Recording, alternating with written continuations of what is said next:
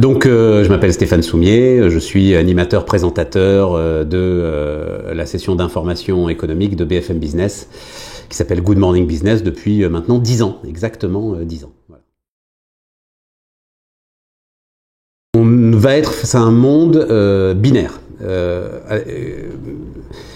Ça a déjà commencé d'ailleurs. Les Américains ont commencé à inventer un nouveau mot, non plus journaliste, mais ils appellent ça newsmaker.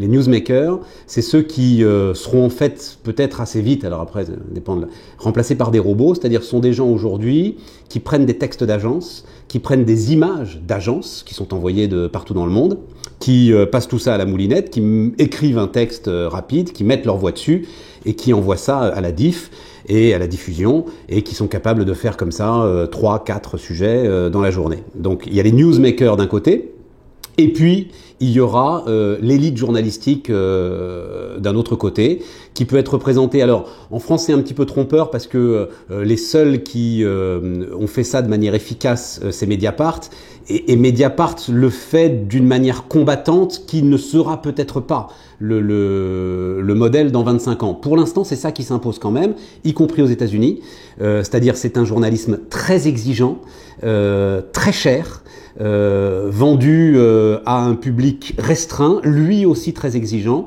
et qui lui alors soit sera dans des constructions de combat et des constructions paranoïaques, donc quelque chose de très militant, ce en quoi on reviendra quand même aux sources de la presse, hein. Qu'est-ce que c'est que la presse de la Révolution? Qu'est-ce que c'est que la presse de Marat? C'est juste la capacité de pousser des cris.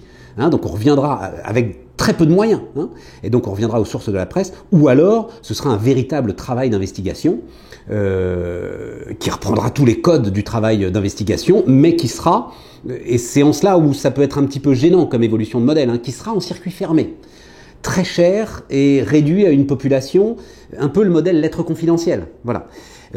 Entre les deux, je ne vois pas comment il peut y avoir une rentabilité à la profession journalistique entre ces deux éléments. Très binaire.